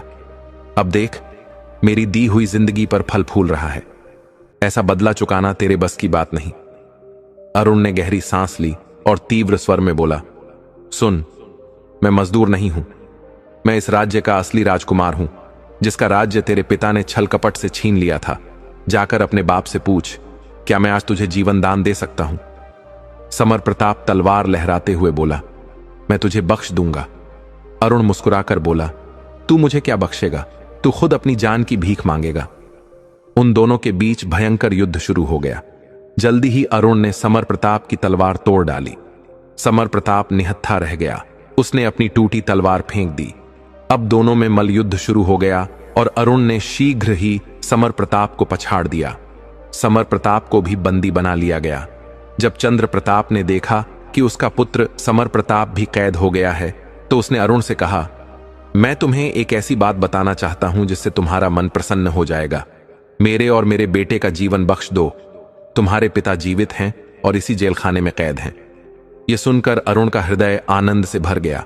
उसने कहा, अगर तू नहीं भी बताता तो भी मैं उन्हें ढूंढ ही लेता, क्योंकि मैं अब जेल के सभी बंदियों को रिहा करने जा रहा हूं, सिर्फ तुम दोनों को छोड़कर। तुम्हें तो तुम्हारी करनी का फल मिलेगा, आजीवन कैद। चंद्र प्रताप और समर प्रताप अपने पापों का फल भोगने को छोड़ दिए गए। बाकी उनके परिवार और रानियों को अरुण ने सम्मानपूर्वक रिहा करवा दिया। वे अपने सोमनगर लौट गए। जेल में पड़े महाराज वीरभद्र को जैसे ही सुगंधा ने देखा, वह उन्हें पहचान गई। राजा वीरभद्र सुगंधा और अरुण से मिलकर भावुक हो उठे। उनकी आंखों से खुशी के आंसू बहने लगे। उन्होंने सोचा था कि वे कभी अपनी पत्नी और बेटे से नहीं मिल पाएंगे, पर प्रभु की लीला देखिए, उनका बुरा समय समाप्त हो गया और सब फिर से मिल गए। अब राजकुमार अरुण का जीवन आनंद से भर गया। राजा वीरभद्र ने फिर से अपने खोए हुए चंदनपुर राज्य पर शासन करना शुरू किया। लेकिन अरुण के मन में अभी भी एक कोमल टीस थी, एक अधूरी कथा जो उसे भीतर से कचोट रही थी। यह कथा उसे अचानक तब सुनने को मिली जब उसकी सास रानी लेखमती अपनी बेटी चित्रा से रोते हुए कह रही थीं, बेटी, यह सब भाग्य का खेल है। आज जब विपत्ति के बादल हट गए और खुशियों की रोशनी हमारे जीवन में मुस्कुरा रही है, तो कितना आनंद लग रहा है। इतने समय से बिछड़े हुए लोग मिल गए। यह सब असंभव जैसा लगता था, पर प्रभु की कृपा से सब संभव हो गया। उनके खोए हुए राज्य के साथ साथ उनके पिता भी मिल गए, जिसकी कभी आशा नहीं थी।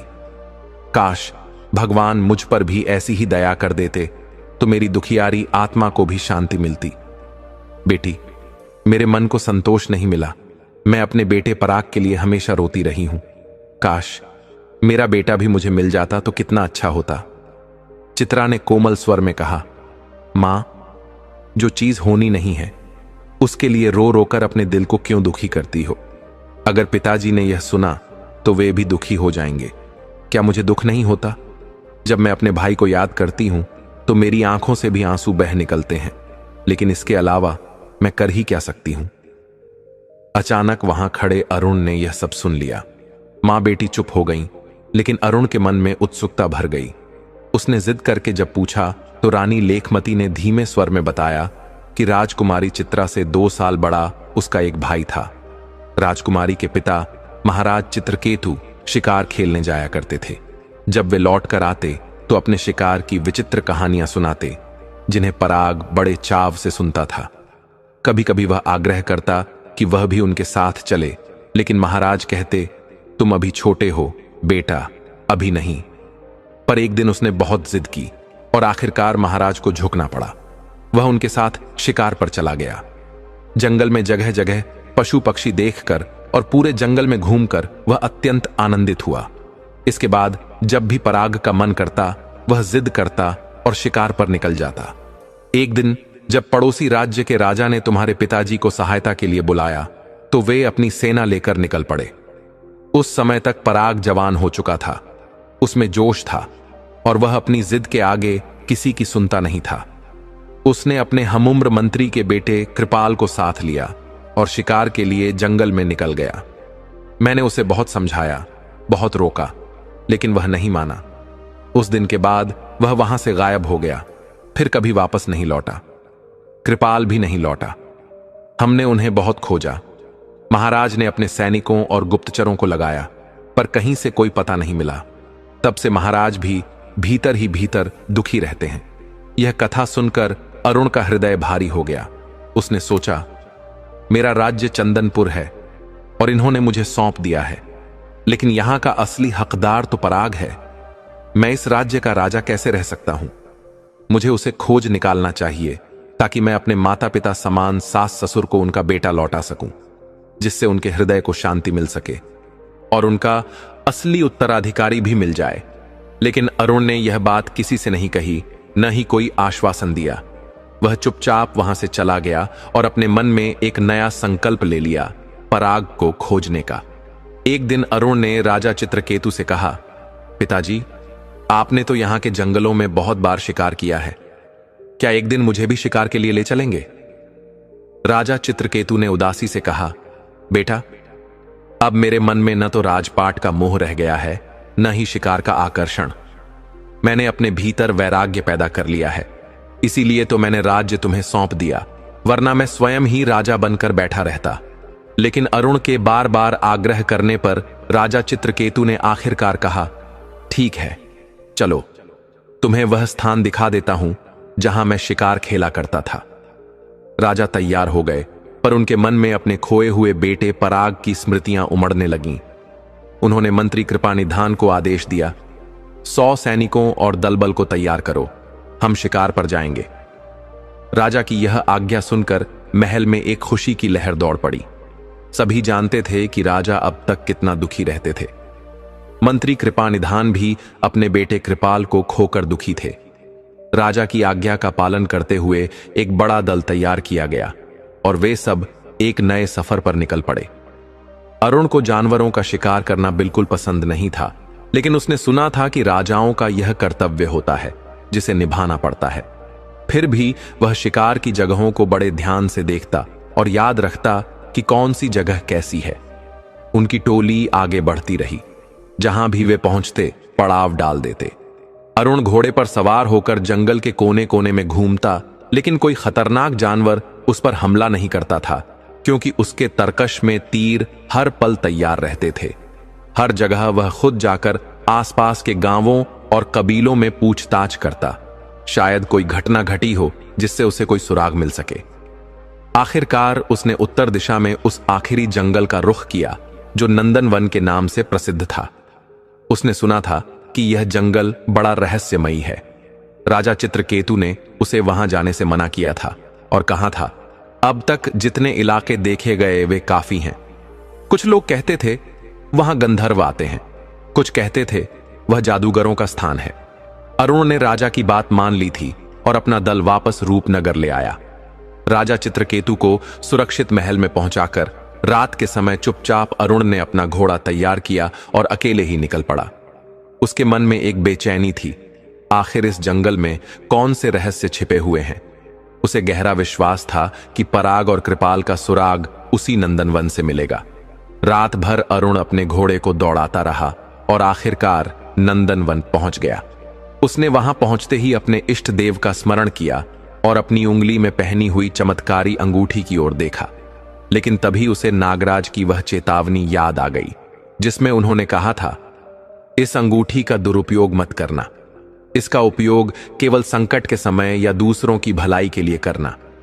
अरुण का मन अंगूठी का दुरुपयोग करने का नहीं था, इसलिए उसने उसे छूना तक नहीं चाहा। जंगल में कदम रखते ही उसने अपने मन को सतर्क कर लिया।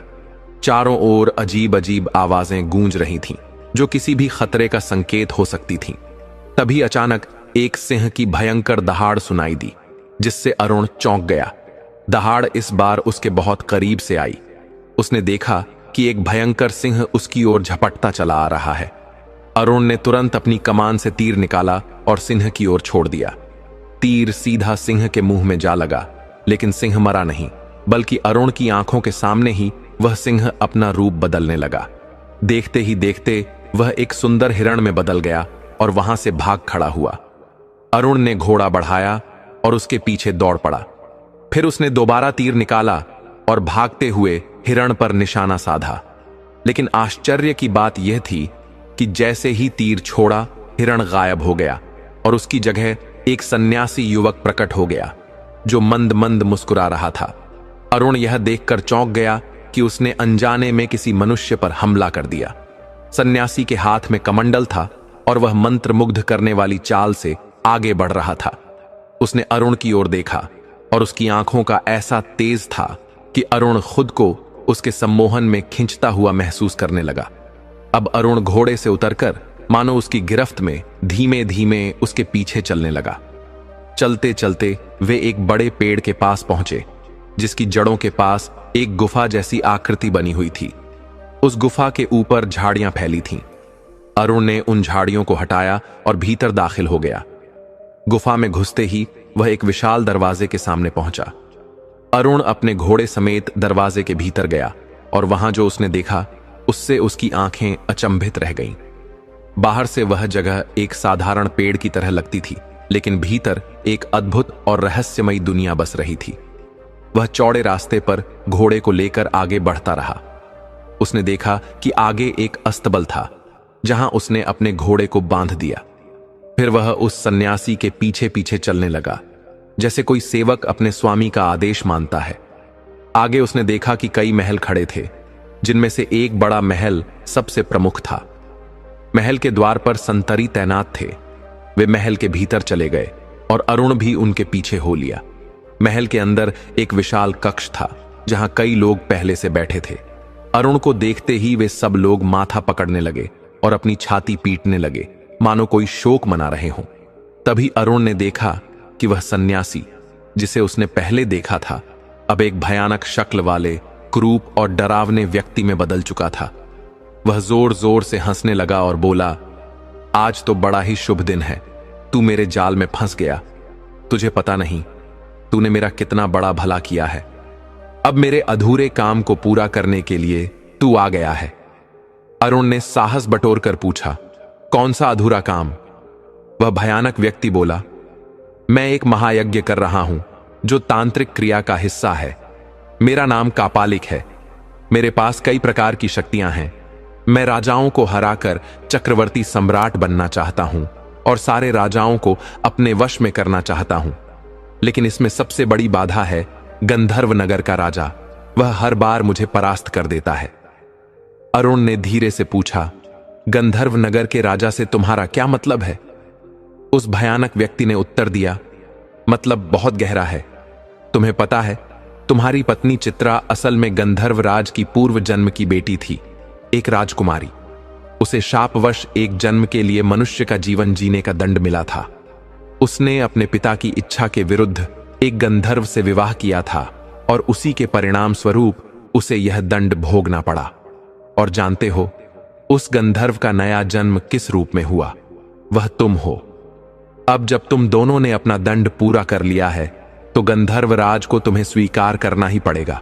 इसलिए अब तुम और चित्रा दोनों मेरे लिए सबसे बड़े शिकार हो गए हो। अब तुम मेरे कब्जे में हो और मैं तुम्हारे माध्यम से दो बड़े काम करूंगा। पहला, गंधर्व राज तुम्हें बचाने दौड़ता हुआ आएगा। दूसरा, मेरे 101 राजकुमारों की बलि पूरी हो जाएगी। वैसे तो मैंने 101 राजकुमारों की बलि पहले ही दे दी होती, लेकिन रूपनगर का राजकुमार पराग मुझे धोखा देकर भाग निकला। अरुण यह सुनकर अवाक रह गया। उसने पूछा, पराग ने तुम्हें कैसे धोखा दिया? वह व्यक्ति बोला, दिन के समय मेरी शक्तियां कमजोर हो जाती हैं। वह मेरी गतिविधियों पर नजर रख रहा था और उसने मेरे 2-4 मंत्र सीख लिए। वह बहुत चतुर निकला। उसने जाल तोड़ने का तरीका खोज निकाला, लेकिन वह अपने असली रूप में वापस नहीं लौट पाया। अरुण ने हैरान होकर कहा, क्या तुम सच कह रहे हो? वह व्यक्ति बोला, हां, मैं अपनी शक्ल बदलने में माहिर हूं ताकि पकड़ा ना जाऊं, और अगर कभी पकड़ भी लिया जाऊं तो फिर से अपना असली रूप धारण कर सकूं।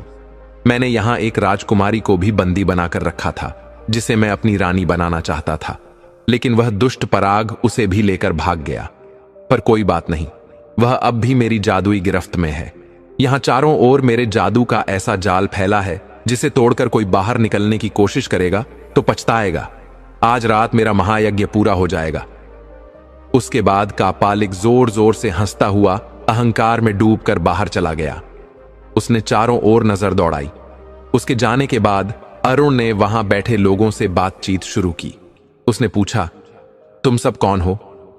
सबने अपना अपना परिचय देना शुरू किया। कोई कह रहा था, मैं उस राज्य का राजकुमार हूं, तो कोई अपने देश का नाम लेकर बता रहा था, मैं वहां का युवराज हूं। वे सब किसी न किसी बहाने यहां फंसे हुए थे। कोई इस चालबाज हिरण के पीछे आया था, कोई उसकी मायावी छाया में बहक गया था। कापालिक तरह तरह के रूप बदलकर लोगों को सुंदरबन में फंसा ले आता था। अरुण ने पूछा, यहां कौन पराग को जानता है? तभी उनमें से एक युवक कृपाल आगे बढ़ा और बोला, मैं पराग के साथ ही आया था। हम इस दुष्ट के जाल में फंस गए थे। अगर इससे बचने का कोई उपाय नहीं निकला तो यह हमें आज ही बलि चढ़ा देगा। कृपाल के चेहरे पर डर साफ झलक रहा था। सबके चेहरों पर करना न भूलें। यह उनकी आखिरी रात मानी जा रही थी। ऐसी ही अभी तक तो उन्हें एक आशा थी, छिपे हुए रहस्य 101 राजकुमारों की संख्या पूरी नहीं लेकर आते रहेंगे। लेकिन अरुण के आने छोटा सा अब वह संख्या पूरी हो गई और अधिक प्रेरणा देता है। अरुण को धीरे से बताया आपको रामायण और महाभारत की गहराइयों से जुड़ी अमूल्य कापालिक की दिन की शक्तियों को देखना चाहता था। इस समापन को तभी मैंने देखा मिलकर एक आशीर्वाद में बदल दें और जय श्री राम गया। हर हर लेकिन फिर कापालिक उसे पकड़कर वापस ले आया। चिड़िया बनने के बाद उसे अपनी सुध तक नहीं रही थी। कापालिक ने उस पर जल छिड़का और उसे फिर से उसके असली रूप में बदल दिया। लेकिन एक कठिनाई थी, अगर कोई यहां से बाहर निकले और उसका भेष बदल जाए तो यह जल भी उसे वापस नहीं ला सकता। यह जल तभी काम करेगा जब कापालिक मारा जाएगा। अब उनके पास बहुत कम समय रह गया था और सब लोग गहन विचार करने लगे। उनके मन में कई योजनाएं आ रही थीं, पर कोई भी योजना इतनी ताकतवर नहीं लग रही थी कि कापालिक को हराया जा सके। ऐसे कठिन समय में अरुण को अपनी चमत्कारी अंगूठी की याद आई। उसने अंगूठी को जल से धोकर कहा, हे सत्यराज, बासुकी की अंगूठी, इन सबको इस जादू के मायाजाल से मुक्त कर दो। अचानक वहां धरती हिलने लगी, जैसे भूकंप आ गया हो। जादू के घेरे को तोड़ने की भरपूर कोशिश हुई, पर अंगूठी असफल रही। इसका मतलब था कि अंगूठी कापालिक के काले जादू के सामने कमजोर पड़ गई थी। दूसरी ओर नागलोक में नागराज बासुकी अपने महल में बैठे थे। उन्हें सूचना दी गई, हे नागराज, आपकी दी हुई अंगूठी का जादू पहली बार असफल हो गया है। जिसे आपने यह अंगूठी दी थी उसे आपकी सहायता की सख्त जरूरत है। यह सुनते ही नागराज बासुकी तुरंत खड़े हो गए और गरज कर बोले, किसकी हिम्मत हुई मेरे आदेश की अवहेलना करने की। उन्होंने अपने पुत्र सारंग और वीर योद्धाओं को युद्ध का आदेश दिया।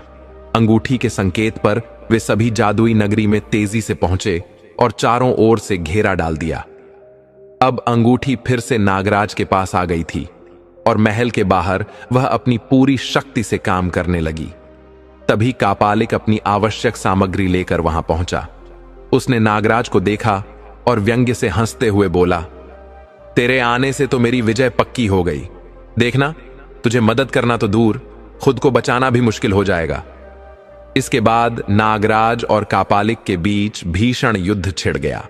नागराज ने अपनी आग बरसाने वाली सांस छोड़ी, जिससे चारों ओर अग्नि की लपटें फैल गईं और कापालिक के जादू को जलाने लगीं।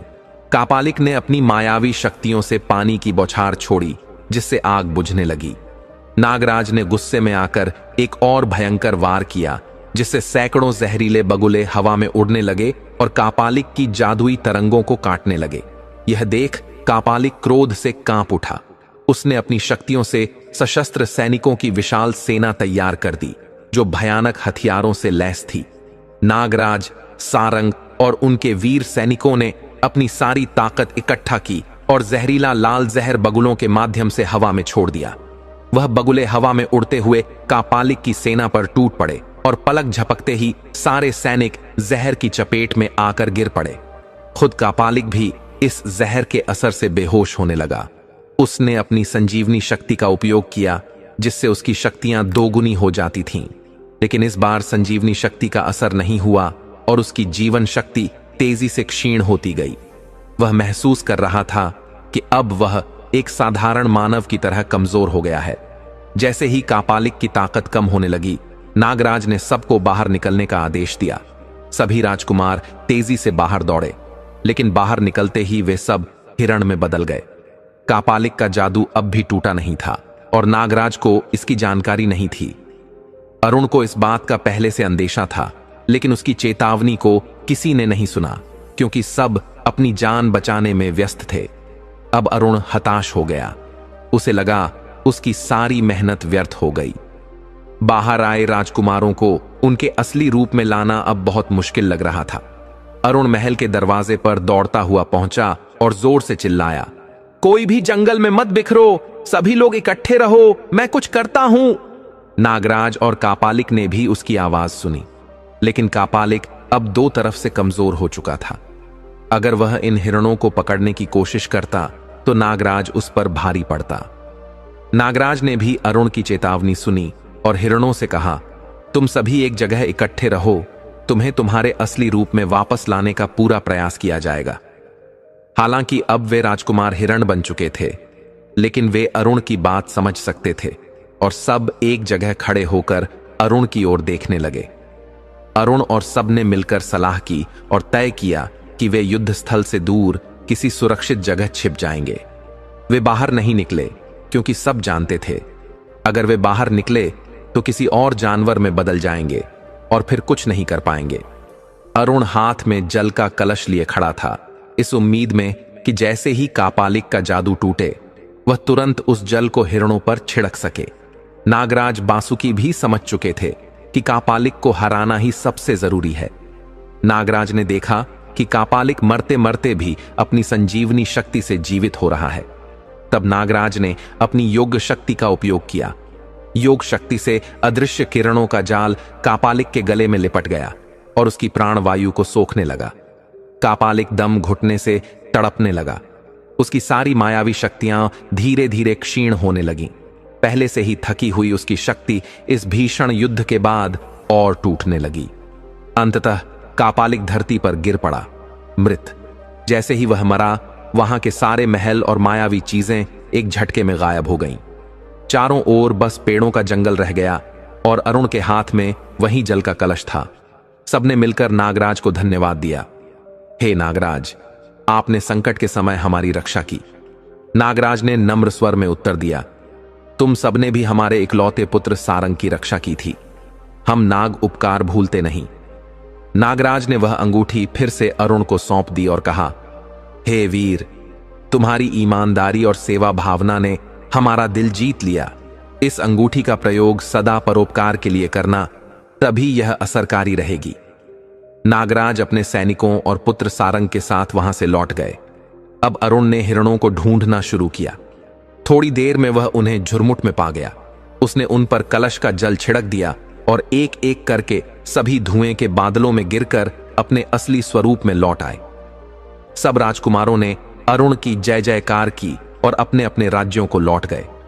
अरुण भी कृपाल के जीवन में अपने नगर की ओर चल पड़ा, बल्कि ज्ञान और विवेक के कृपाल के आगे बढ़ना चाहिए। लेकिन अरुण के मन में पितृपक्ष का वास्तविक महत्व पराग कहीं नहीं मिला। पूर्वजों को प्रेम और कृतज्ञता से याद करना, उनके बताए मार्ग पर चलना और कृपाल को मुक्त करवाया। संतान को भी यही किसी चमत्कार से कम नहीं था। इसीलिए लंबी और थका देने वाली यात्रा के बाद जब अरुण अपने नगर लौटा मत चढ़ाई तो वहां उसके लौटने से शुद्ध मन, सभी लोग शुद्ध आचरण और शुद्ध श्रद्धा ने जैसे ही अपने पुत्र कृपाल को जीवित पीढ़ियों तक उसकी आंखों में खुशी के आंसू छलक उठे। आपके जीवन में कृपाल ने बताया, अब यह प्रश्न मैं आपसे छोड़ बचाया है। क्या आपने कभी अपने पितरों की उपस्थिति को चरणों में गिर गया और कहा, तो कमेंट में जय पितृदेव, आपने हमें नया जीवन दिया है। यदि यह कथा अरुण को देखकर उसकी प्यारी बिल्ली दौड़कर लगी उसकी गोद में बैठ वीडियो को लाइक और उसका तोता भी अपने मित्रों और परिवार के साथ शेयर करें और हमारे चैनल सब्सक्राइब करना जल का कलश लेकर आया, क्योंकि और आगे भी हम राजकुमार ऐसी ही यह जल का कलश रहस्यमयी और ज्ञान को देना भूल गए लेकर आते रहेंगे। अरुण को गुस्सा आ गया। अब इस जल का हम क्या करेंगे? जब हमें पराग ही नहीं मिला तो यह बेकार है। यह कहकर उसने गुस्से में वह जल उड़ा दिया, जो सीधा बिल्ली और तोते पर गिर पड़ा। और फिर जो हुआ वह किसी ने कल्पना भी नहीं की थी। धुएं के दो गुब्बार उठे और जब धुआं साफ हुआ तो अरुण ने देखा तोते की जगह एक सुंदर राजकुमार खड़ा था और बिल्ली की जगह एक अत्यंत सुंदर राजकुमारी खड़ी थी। अरुण दंग रह गया। कृपाल ने कहा, यह तो हमारे राजकुमार पराग हैं। यह सुनकर अरुण की सारी मेहनत सफल हो गई और उसकी खुशी का ठिकाना न रहा। समाचार बिजली की तरह महल में फैल गया। राजा चित्रकेतु और रानी लेखमती खुशी से झूम उठे। पराग दौड़कर अपने माता पिता से लिपट गया। वर्षों बाद बेटे से मिलकर राजा रानी की आंखों में खुशी के आंसू छलक उठे। रानी की नजर उस सुंदर राजकुमारी पर पड़ी। उन्होंने पूछा, यह कौन है? राजकुमार पराग ने विनम्रता से उत्तर दिया, यह राजकुमारी रत्नावली है, जिसे कापालिक ने अपहरण कर लिया था। हम दोनों वहां से भाग निकले थे, पर रूपनगर पहुंचने से पहले ही कापालिक के जादू में फंस गए थे। राजकुमारी रत्नावली को सम्मानपूर्वक उसके घर भेजा गया। इसके बाद राजा चित्रकेतु और रानी लेखमती ने पराग को धन्यवाद दिया। फिर एक नया भव्य समारोह आरंभ हुआ। राजकुमार पराग और राजकुमारी रत्नावली का विवाह इतनी धूमधाम से हुआ कि पूरे नगर में उत्सव का माहौल बन गया। राजकुमारी रत्नावली अब रानी बनकर रूपनगर में आ गईं। राजा चित्रकेतु और रानी लेखमती का दिल अब सुकून से भर गया था कि उनका उत्तराधिकारी लौट आया। राजकुमार पराग का राज्याभिषेक बड़े हर्षोल्लास से हुआ। राजा बनने के बाद पराग अपने माता पिता चित्रकेतु और लेखमती को लेकर चंदनपुर चला गया। विदाई के समय राजा चित्रकेतु और रानी लेखमती की आंखों में आंसू थे। उन्होंने सुगंधा से कहा, आपने तो हमारा उद्धार किया, आपसे बिछड़ना कठिन है। रानी सुगंधा मुस्कुराकर बोली, मैं जल्द ही फिर आऊंगी, उदास मत होइए। अरुण हंसते हुए बोला, हमारा उड़न खटोला है ना, पलक झपकते ही पहुंच जाएंगे। यह सुनकर सब हंस पड़े और उड़न खटोला बुलाया गया। थोड़ी देर में उड़न खटोला आकाश में उड़ता हुआ ओझल हो गया। राजा चित्रकेतु, रानी लेखमती, राजकुमार पराग और रानी रत्नावली सब अपने महल में लौट आए। अब उनके दुखों के दिन बीत चुके थे और उनके जीवन में सुख शांति का सूरज चमक रहा था। दर्शक बंधु, यह कथा अभी यही समाप्त नहीं होती।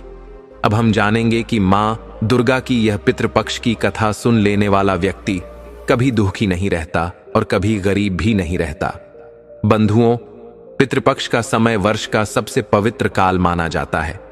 यह वह अवसर है जब जीवित व्यक्ति अपने पितरों को स्मरण करता है, उनका तर्पण करता है और अपने परिवार, वंश और समाज के लिए आशीर्वाद प्राप्त करता है। कहते हैं कि इस काल में किया गया पुण्य कई गुना फल देता है और पितरों की तृप्ति से संतान, परिवार और घर आंगन में सुख समृद्धि का प्रवाह होता है। आज हम आपको मां दुर्गा की एक अद्भुत पितृपक्ष कथा सुनाने जा रहे हैं। शास्त्रों में वर्णन है कि जब एक समय धरती पर लोग अपने पितरों का स्मरण करना भूल गए, तब दुख, दरिद्रता और अशांति ने घर घर में डेरा डाल दिया। लोग मेहनत तो बहुत करते थे, परंतु सुख चैन से दूर हो गए थे। धन आते ही क्षण भर में चला जाता, बीमारी और संकट हर परिवार को घेर लेते। तब देवताओं ने देवी दुर्गा से प्रार्थना की कि वे धरती पर अवतरित होकर लोगों को पितृपक्ष का महत्व समझाए। मां दुर्गा ने मानव रूप धारण किया और एक साधारण स्त्री की तरह एक गांव में पहुंची। वहां उन्होंने देखा कि लोग श्राद्ध करने से विमुख हो चुके थे और पितरों के लिए अन्न, जल और पिंडदान का कोई नियम नहीं निभाते थे। परिणाम स्वरूप गांव में अकाल, रोग और दुख का साया फैल गया था। मां दुर्गा ने गांव की एक वृद्धा को स्वप्न में दर्शन दिए और कहा, हे सुभगे, अपने पितरों को जल अर्पित करो, उनके लिए श्राद्ध करो। उनके आशीर्वाद से ही घर में अन्न भरेगा, संतान सुखी रहेगी और जीवन से दरिद्रता का नाश होगा। वृद्धा ने जैसे ही अगले दिन से श्राद्ध और तर्पण आरंभ किया, चमत्कार होने लगे। गांव में वर्षा हुई, फसलें लहलहा उठीं और धीरे धीरे हर घर में समृद्धि लौट आई। लोगों को समझ आ गया कि पितरों का सम्मान करना ही वास्तविक पूजा है। तभी से यह मान्यता प्रचलित हुई कि पितृपक्ष में मां दुर्गा की यह कथा सुनने और पालन करने वाला व्यक्ति कभी दुखी नहीं होता और कभी दरिद्रता उसके घर नहीं आती। प्रिय दर्शकों, यह कथा हमें यही सिखाती है कि पितरों का आशीर्वाद जीवन का सबसे बड़ा धन है। माता दुर्गा का स्नेह और पितरों की कृपा जब एक साथ मिल जाए तो जीवन से सभी दुख और गरीबी दूर हो जाती है। बंधुओं, इस कथा से हमें यही शिक्षा मिलती है कि पितृपक्ष में मां दुर्गा का स्मरण और पितरों का सम्मान करने वाला व्यक्ति कभी दुख और दरिद्रता से ग्रस्त नहीं होता। हमारे जीवन का असली आधार केवल धन या वैभव नहीं, बल्कि पितरों का आशीर्वाद और मां दुर्गा की कृपा है। आज की कथा ने हमें यह स्मरण कराया कि यदि हम अपने पूर्वजों को श्रद्धा से याद करें, उनके लिए तर्पण और जल अर्पण करें, तो उनके आशीर्वाद से जीवन में हर कठिनाई दूर हो जाती है। जिस घर में पितरों का आदर होता है, वहां लक्ष्मी का वास होता है और मां दुर्गा स्वयं अपनी कृपा बरसाती हैं। प्रिय दर्शकों, आशा करता हूं कि आपको यह पितृपक्ष की दिव्य कथा अवश्य ही हृदय को छू गई होगी। यदि यह कथा आपको अच्छी लगी हो तो इसे अपने परिवार और मित्रों के साथ साझा करें। और हां, हमारे चैनल को सब्सक्राइब करना न भूलें ताकि ऐसी ही और अद्भुत, दिव्य और ज्ञानवर्धक कथाएं आप तक निरंतर पहुंचती रहें। कमेंट में जय माता दी लिखकर मां दुर्गा से अपना संबंध प्रकट करें। हर हर महादेव, जय माता दी।